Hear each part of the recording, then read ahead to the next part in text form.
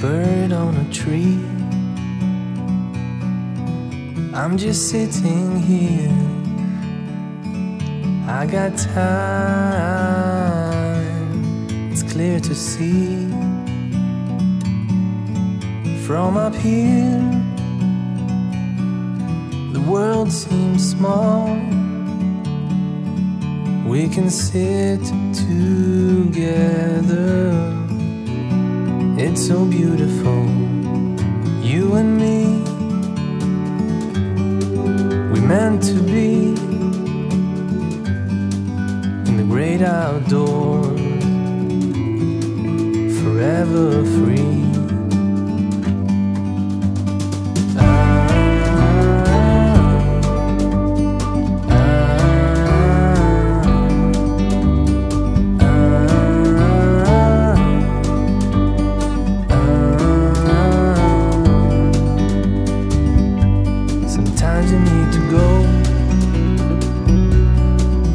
Take a step back to see the truth around you. From a distance you can tell.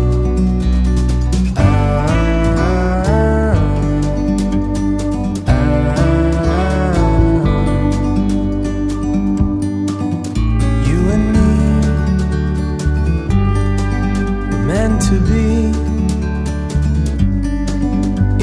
outdoors, forever free. You and me, meant to be in the great outdoors, forever free.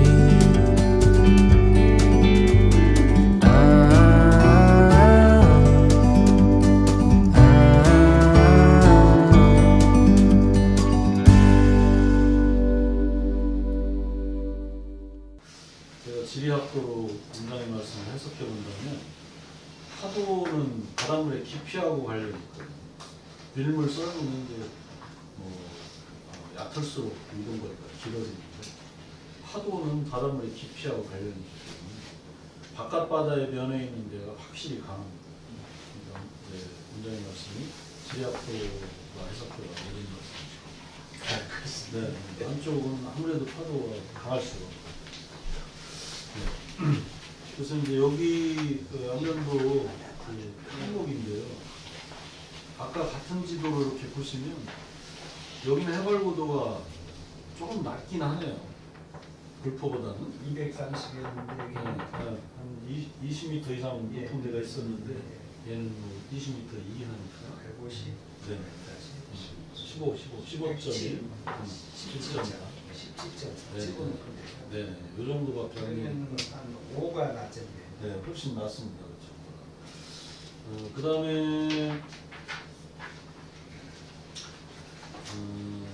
이렇게 이제 굉장히 말씀하신 대로 지금 다 석축을 이제 쌓아놨는데 굉장히 넓거든요.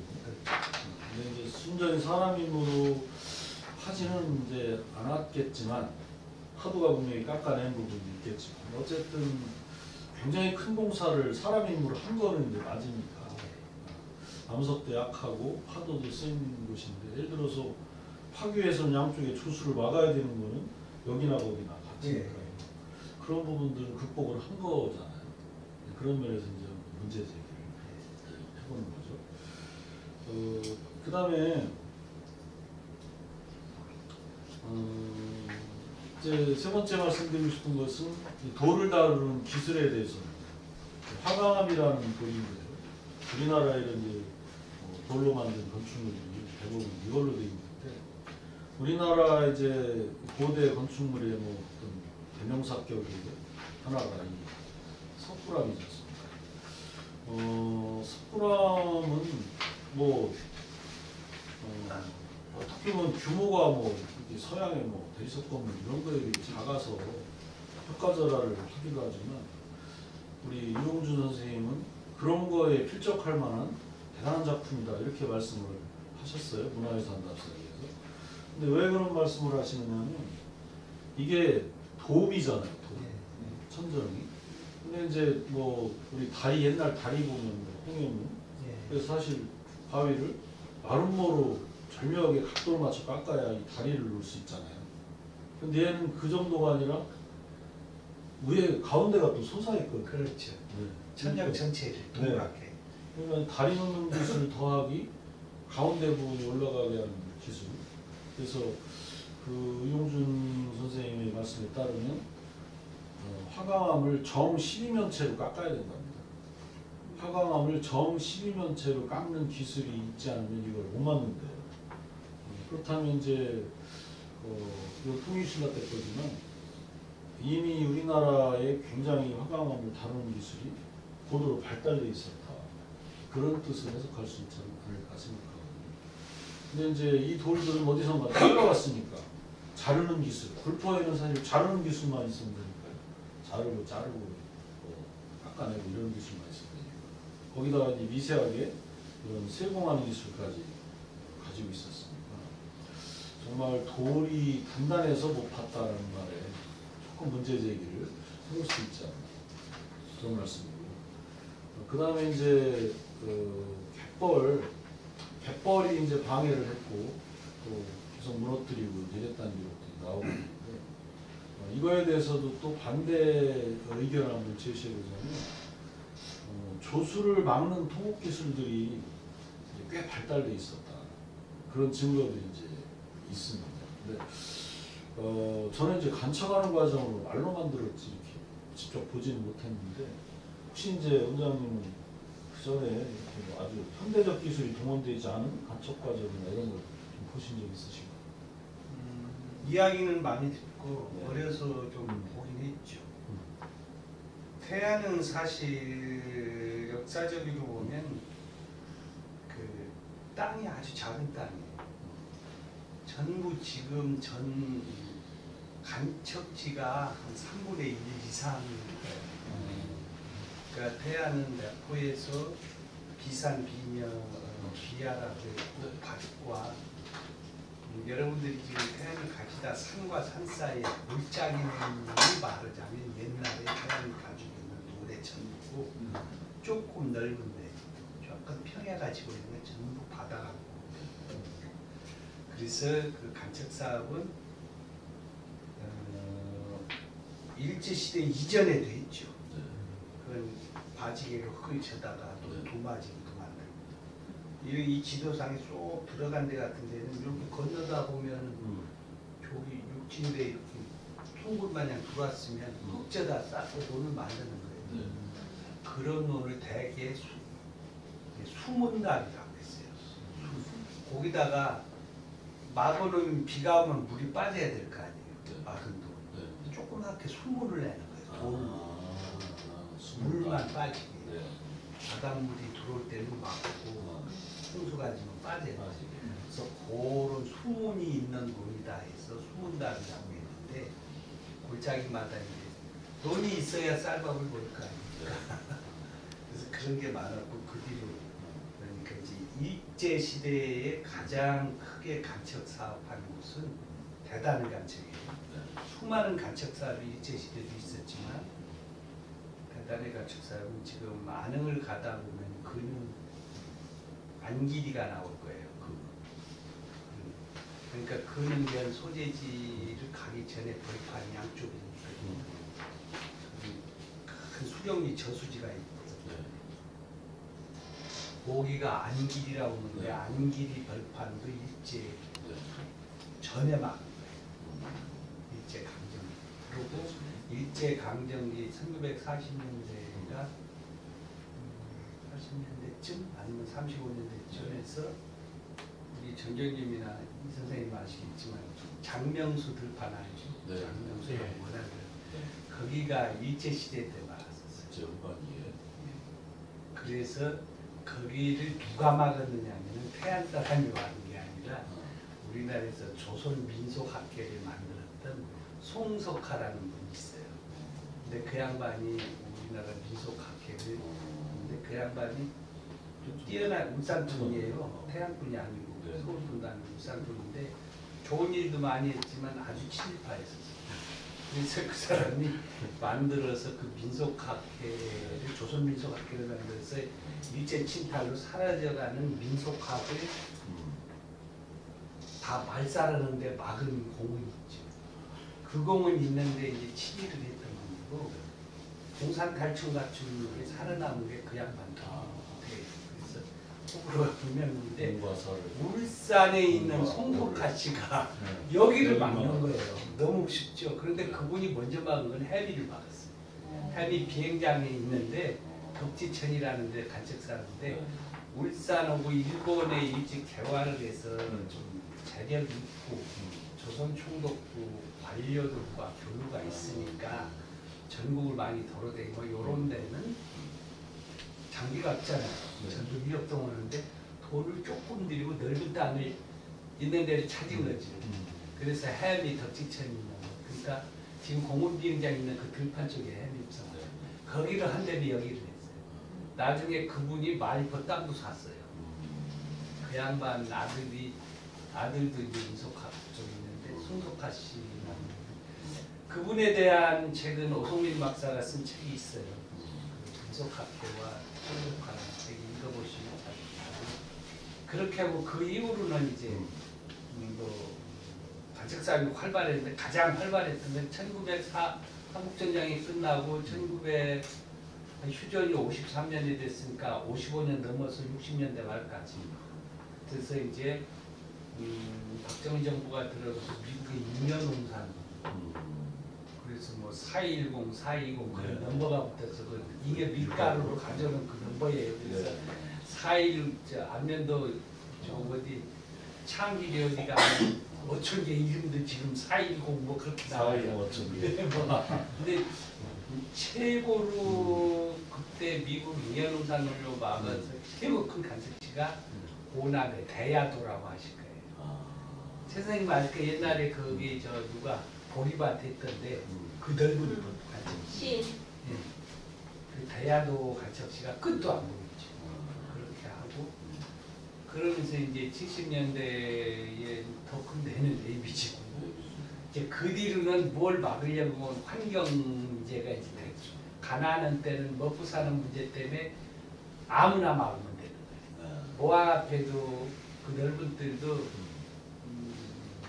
그때 그 동두천에 미군 부대 군속돌이 친목회가 막은 거예요. 그래서 친목회들이 매일 돈 모아가지고 그냥 사람만 사서 막으면 되는 거예요. 환경 평가를 받을 아무것도 없어요. 막는다고 그냥 막으면 되는 거예요. 바다는 임자 없는 땅이니까. 그런 시절이 있었지. 그래서 태안의 간척지는 역사적으로 태안은 제가 그 파도가 갉아먹은 땅이라고 시에서 제가 표현한 적이 있었는데 1931년도에 그 안면도가 그 일본인 땅이었어요. 조선 총독부에서 불화를 해서 일본 그게 누구니까 하야시 쇼조라고 그 일본인 밑에서 관리자가 있었던 사람이 쓴 책 내가 원장한테 걸려있는데 아소가 후쿠오카 태생인데 그 사람이 탄광 재벌이자 정치인 가게예요. 근데 아소가 산 거예요. 아소가 다 샀어. 그 사람이 안면도 소나무를 탄광에 갱목을 산 거예요, 사실. 처음에는 조선시대는 봉산이에요. 왕궁의 목자 아니면 배를 짓기 위해서 그 왕궁제에서 왕실재산이었는데 이제 합병이 되면서 총독부가 가져가고 그걸 아소가 문이 있죠. 근데 그 사람이 31년대에 낸 책에 보면 안면대에 첫 번째 왔을 때 표현한 게 아주 재밌어요.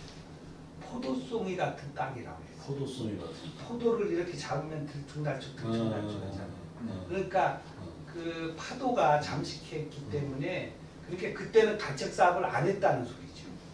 근데 그 일을 지금은 안면도 사진을 보면 직사각형일 거예요. 들어간 데는 전부 간척 사업을 했어. 그렇게 보시면 되고요. 포도송이 같은 땅. 그 전에 그 간척 사업을 할 때는 대지금 밀렵이었죠. 이제 조금 지나면서 밀차를 이용했고 그리고 이제 이렇게 AB주군마을 때 뭐 폐 유조선을 이렇게 정주영 씨가 해서 막 뭐 대단하게 화제도 됐었는데 옛날에는 그 터지거든요. 마지막 물살이 이제 사리 때 물이 들어왔다 빠지고 이제 조금 때 막아야 되는데 파도가 치니까 조그만 데는 그냥 돌을 넣고 막는데 큰 데는 그 지반이 무른 데는 아무리 잘해도 또 터지고 또 터지고 했는데 대책이 있었나? 예, 대책이 안면도에서 그 일본인들이 일제감정기에 막는 것을 본인이 그 나무를 비워서 우물정자를 계속 짰어요. 우물정자 소나무를 우물정자 씩 짜서 그것을 그 뻘에 계속 놓은 거예요. 그래서 돌을 뭐 가라앉으면 또 우물정자로 우물정자를 놔서 그렇게 하면서 터지는 걸 막았대요. 그래서 나중에 장비가 없던 시절에는 그런 걸 사용해서 했다고. 그러니까 하도 그 간척 사업을 해서 이건 속설이에요. 속설인데 하도 이제 터지니까 그걸 뭐 대포막이라고 그랬어요. 대포막이. 그 양쪽에 이렇게 막았는데 이제 마지막에 막아야 돼요. 마지막 그리고 거기도 수물을 언젠가 놔야 되겠지. 근데 요거 막는 것을 대포막인데 유조선은 이제 이렇게 막았지. 이렇게 유조선을 대고 유조선. 이 대포막이를 하기가 그렇게 어려워서 그때도 대포막이 하기 전에는 여기다 흙을 지게로 양쪽에 쌓아놓고 막 사람이 동원해서 가래질 돌을 해서 막았는데 순식간에? 순식간에. 그래도 또 터지고 또 터지면은 녹에서 그랬다. 바다가 녹에서 그랬다. 지숙을 기대해야 된다. 지숙이라는 건 산 목숨을 여기다 기대야. 그걸 지숙이라고 하더라고요. 태안 말로는. 그래서 옛날에는 그 이제 제일 좋은 건 신청이 마냥 들어가야 좋은데 그럴 수 있고 돼지라든가 산 목숨을 그때 넣으면 또 다행히 그 물살이 약해졌는지 안 터졌으니까 그런 얘기가 들리는 거죠. 그런데 그 뒤로 이상한 소리가 그 지숙을 안 내리고 막아서 잘 된 거예요. 얼마 지나서 이제 그 아래 갯벌로 요즘 말로 하면 해루질 같은 걸 가는 거예요. 낮에 애들이 먹고 살고 그러니까 갯고라미 개를 잡으러 갔던가 그러면 갑자기 일본이 들어와서 죽잖아요. 그러면 동네에서 그때 지숙을 안 들여서 개가 지숙으로 됐어. 그랬다 소리를 옛날에 제가 들은 다 난설이고요. 하여튼 그렇게 막았습니다.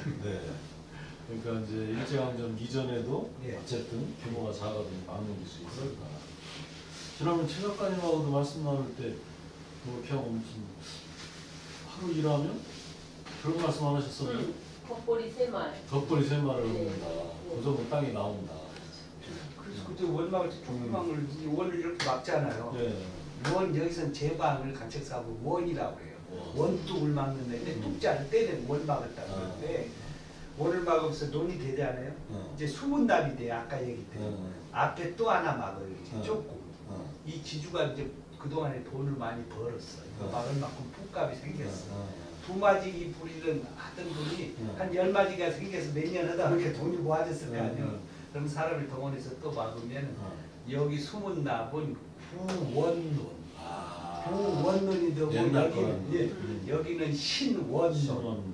그렇게다가 이제 60년대 들어와서 조축을 이제 조금 세상이 발달하니까 막으면 거기다가 염전을 했죠. 천일 염전을 하다가 이제 돈을 벌어.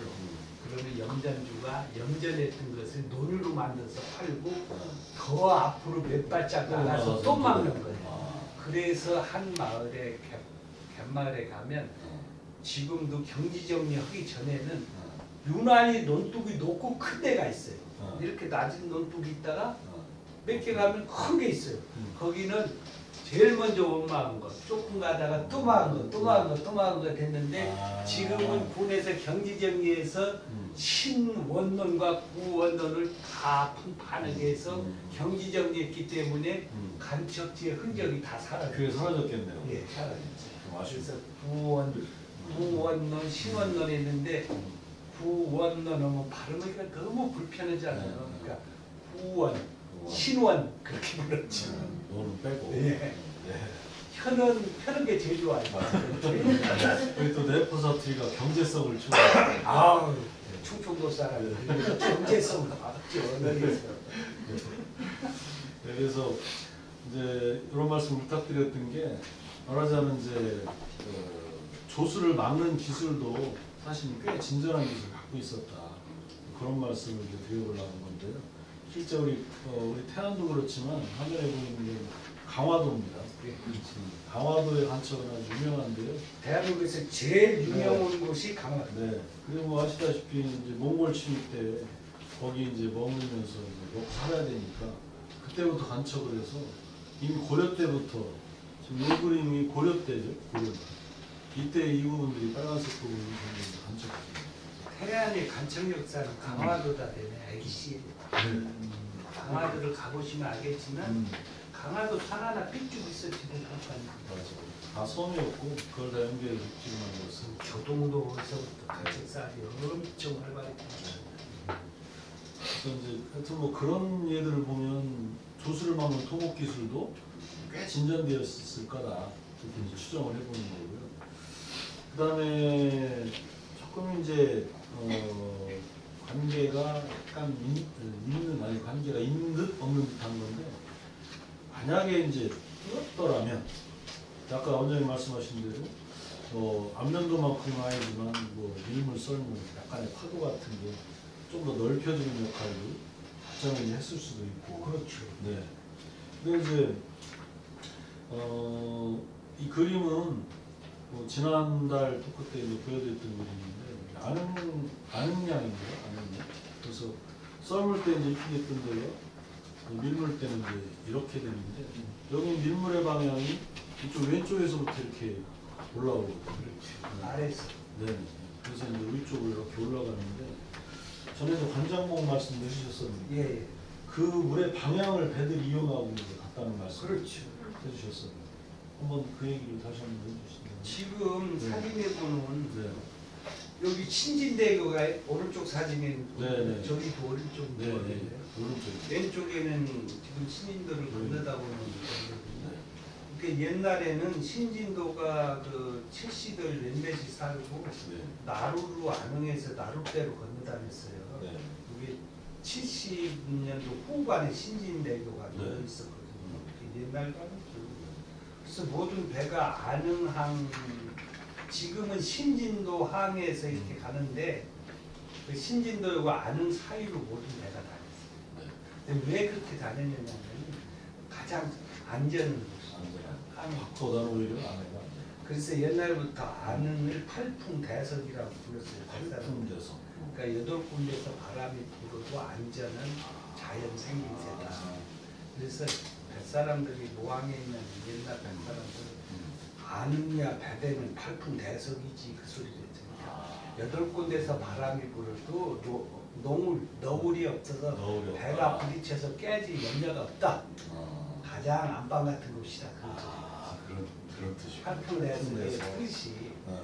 이제 그렇게 됐는데 그 옛날에도 이제 좋은 선 그렇게 지난번에도 박사님이 얘기했지만 좋은 조공을 실은 좋은 선들은 조종을 먹여 살리는 거예요. 좋은 선이 없으면 아무리 뛰어난 왕조도 다 망해요.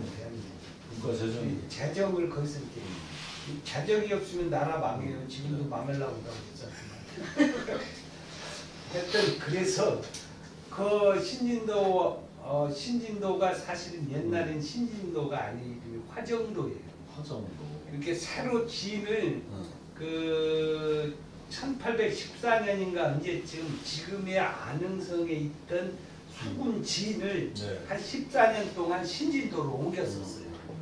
그러니까 수군 사무보고 하는 관할 수군 지인. 그래서 그때 지인을 새로 옮겼다 해서 신진도라는 이름이 붙었고요. 원래는 화정도예요. 그러니까 그 화정도와 안흥 사이로 해서 소위 이제 그 유명한 광장로 그 근방의 통터로서 안흥량이라고 그러죠. 그래서 안흥량으로 해서 모항 앞으로 해서 이제 쭉 영종도 앞으로 해서 이제 김포 강화도 사이, 손돌목 사이, 거기도 유명하게 물살이 센데 거기 같은 경우는 들물 때 잠자는 날 배가 올라가게 돼 있다. 들물이 예, 밀물이 되면 그냥 너도 안 좋고 가만히 있어도 쌩으로 갖다 주지. 그러면 임진강을 거쳐서 마포 상로이라는 거 같지. 그런데 그런 데는 험로긴 하지만 안흥량처럼 길지는 않아요. 거리가. 그 물살 센 데가 금방 지나가요. 근데 안흥량은 안흥을 바로 지나면 여러분들 그 앞에 마도가 있죠. 신진강. 그러면 고려도경에 지금부터 서금, 송나라 때 서금이 고려시대 970년인가 970년 뒤에 970년 5월에 송나라 사신나누고 그 상선과 한 70척을 해서 흑산도로에서 군산정 앞으로 해서 이렇게 갈경, 병남 그게 무슨 강입니까? 예성강. 네, 예성강을 올라서 병남도에서 걸어가면 40리 가면 갈경이 갑니다. 거기 가서 이제 한 것을 고려도경에 그림과 서책과 기록을 했는데 그림은 없고 고려도경을 읽어보니까 그때 고려의 풍속이 아주 자세히 나왔어요. 복식에서부터 아주 그 고려 그걸 제가 한번 읽어봤는데 원서를 읽으셨고. 네, 번역본이 엄청 많아요. 고려도경이.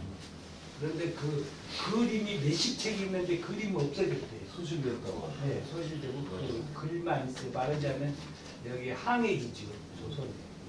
근데 거기에 그 양반이 저 안흥에 대해서 관장목에 대해서 안흥량에 대해서 자세히 기술을 했어요. 거기 보면 물이 쓰면은 마도하고 신진도 사이에 돌이 물속에 잠겼던 돌이 이렇게 튀어나오는데 이렇게 이쪽에서 보면 신진도 쪽에서 이렇게 새주댕이 같이 생겼어요. 그래서 새불이라고 표현해서 물길이 그 마도는 물이 많고 정부의 말을 이루는 데고 거기에 안흥점이 있어서 쉬는데 그 앞에 돌이 하나 있는데 새불이 같이 생기고 물이 휘돌기가 기기 묘묘해서 항해하기가 힘들다가 막 분명히 기록했어요. 그 양반이. 근데 거기가 마도에서 조금 올라가는 데거든요. 거기가 관장목이에요. 그런데 아까 그 지도가 나왔는데 세 군데서 물이 합수해서 돌아요.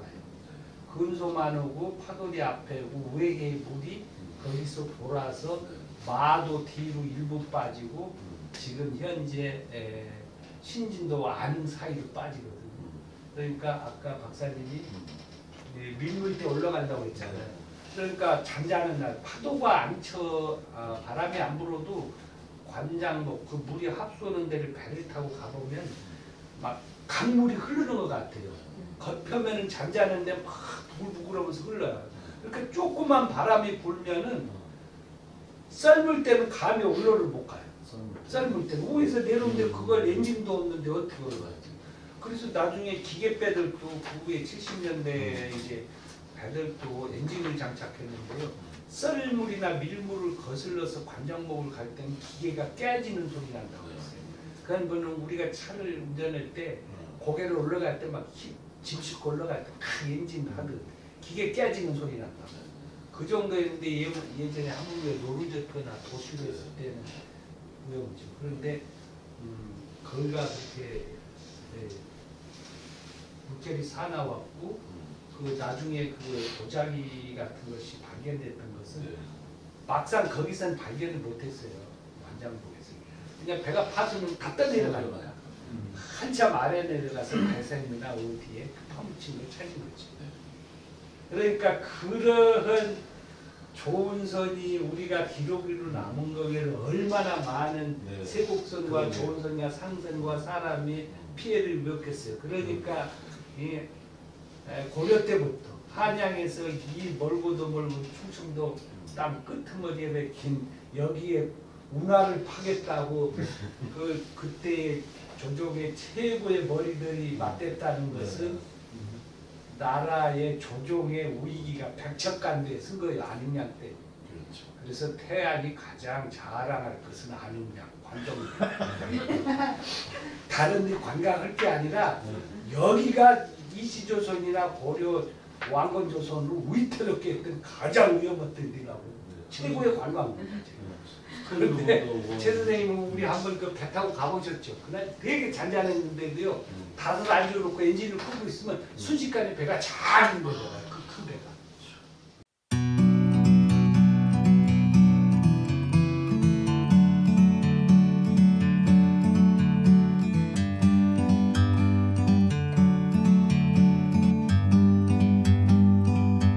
Like a bird on a tree, I'm just sitting here. I got time, it's clear to see. From up here, the world seems small. We can sit together.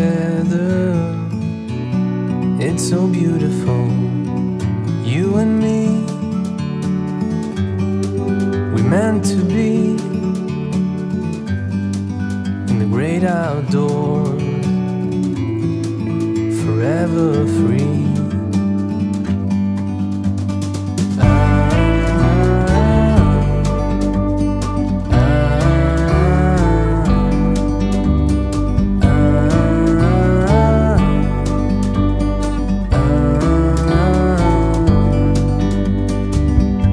Sometimes you need to go and take a step back